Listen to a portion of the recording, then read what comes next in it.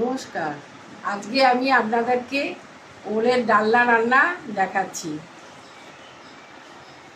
এই যে তেলটা আমার গরম হয়ে গেছে, আমি আবার গ্যাসটা অফ করে দিয়েছিলাম, জ্বালিয়ে দিলাম।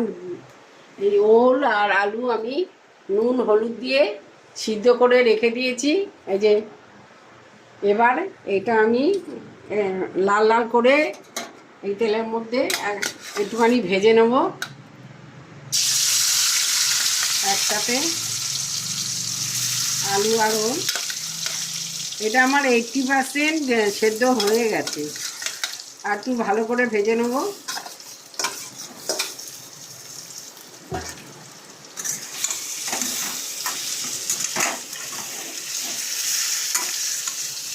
এটা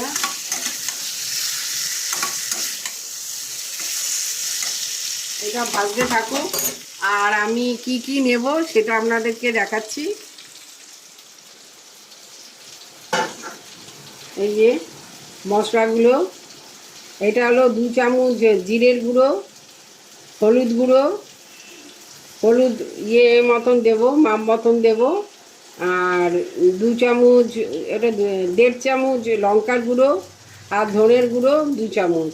এইগুলো সব আমি একটা বাটিতে মিশিয়ে নেব, মিশিয়ে ভিজিয়ে রেখে দেবো, তাহলে মশলার স্বাদটা খেতে ভালো হয়।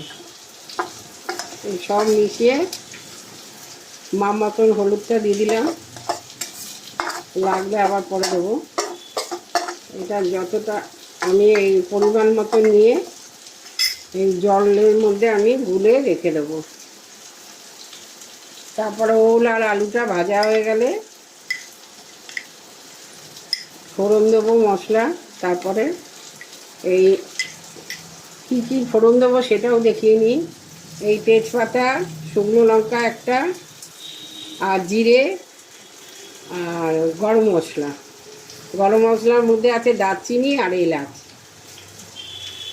ওলটা ভাজা হয়ে গেলে দেবো। আর আছে আদা, আদা আমি গ্রেট করে নিয়েছি, আর টমেটো গ্রেট করা। এগুলো সব ওলে যাবে। আর আমি 2 চামচ দইও ফেটিয়ে রেখে দিয়েছি, এইটাও দেব। এখন আমি এটা ভেজে নিই। দেখুন ভাজা ভাজাটা হয়ে গেলে এই যে ভাজিয়ে এটা আমার ওল আর আলুটা ভাজা হয়ে গেছে। এবার এটা আমি নামিয়ে রেখে এর মধ্যে ফোড়নটা আগে দিয়ে নেবো। এটা নামিয়ে নিচ্ছি গ্যাসটা কমিয়ে।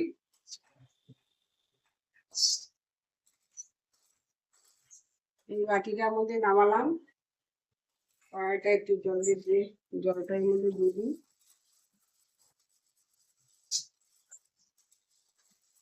এই জলটা দিয়ে দেবো। এবার আমি এর মধ্যে ফোড়ন দেবো।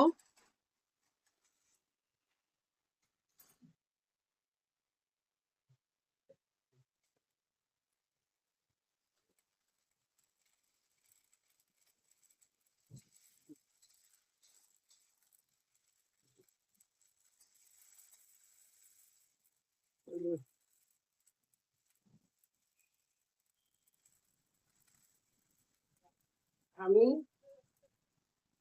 এর মধ্যে তেল দিয়ে দিলাম আবার।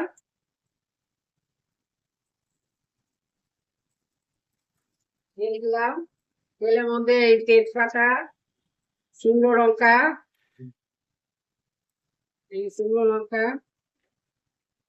জিরে আর গরম মশলা দিয়ে দিলাম, দারচিনি আর এলাচ দিয়েছি।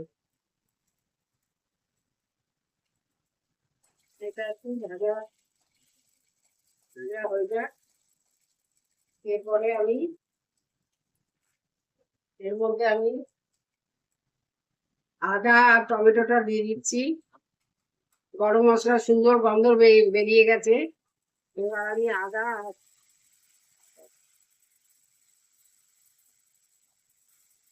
টমেটোটা দিলাম।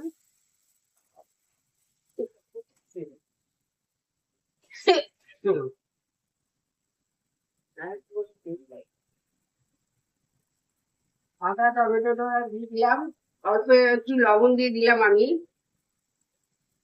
অল্প লবণ দিলাম।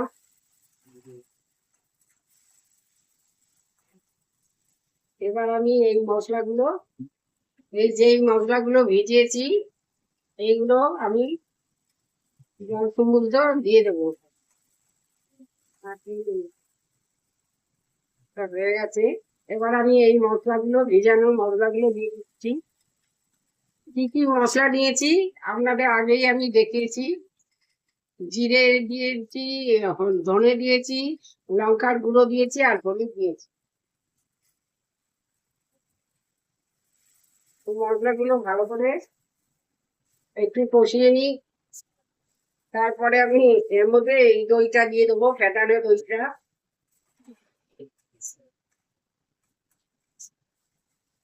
একটু কষিয়ে নিই।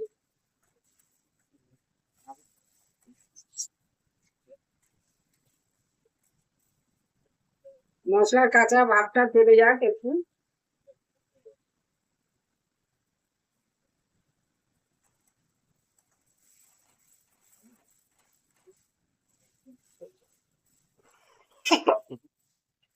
এরপরে আমি এই দইটা দিয়ে দিচ্ছি।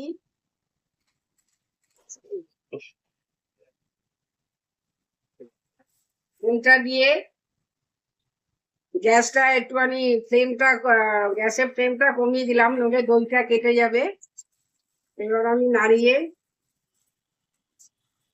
একটু ভালো করে কষিয়ে নিই। এটা তেল ছেড়ে গেলে মশলাটাতে, তারপরে আমি ওল আর আলুটা দিয়ে দেবো এর মধ্যে।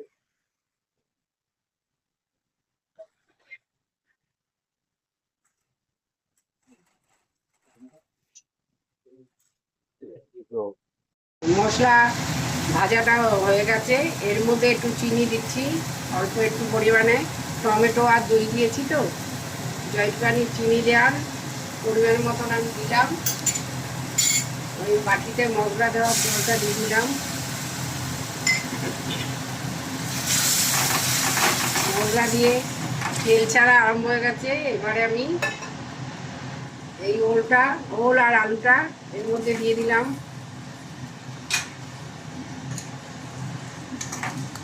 একটু এগুলো গায়ে মাখিয়ে নিই, তারপরে আমি জল দিয়ে দেবো এর মধ্যে।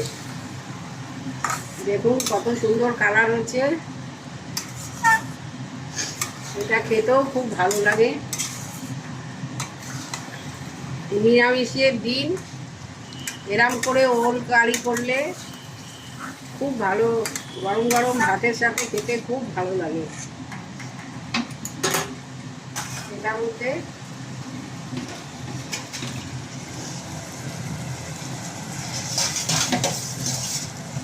আমি পরিমাণ মতন জল দিয়ে দিচ্ছি এবারে।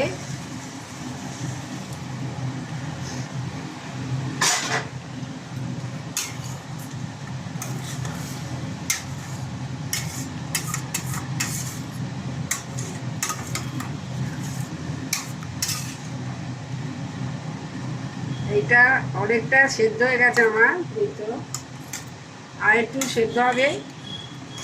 এটা এরকম হয়ে যাক, এটা এটা ফুটে আর একটুখানি এটা সেদ্ধ হয়ে যাক। আমি এটা এবারে আস্তে আস্তে একটুখানি হোক, তারপরে আমি গরম মশলা আর ধনে পাতা দিয়ে ঘি দিয়ে নামিয়ে দেবো। আমার ওল কারিটা হয়ে গেছে। এর মধ্যে আমি এই যে হাফ চামচ গরম মশলা মিশিয়ে দিচ্ছি। এটা গাও মাখাই হয়েছে। এটা আমি গ্যাসটা অফ করে দিলাম।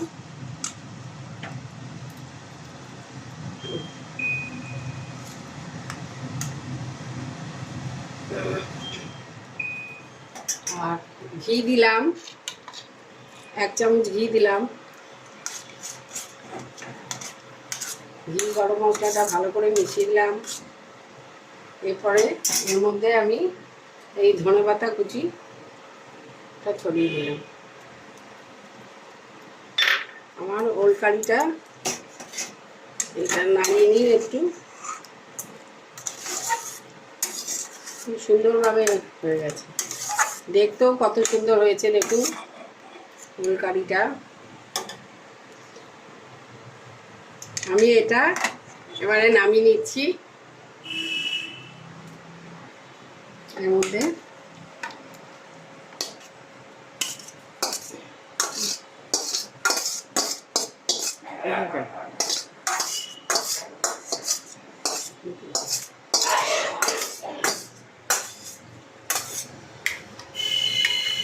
এই যে ওল কারিটা আমার হয়ে গেছে।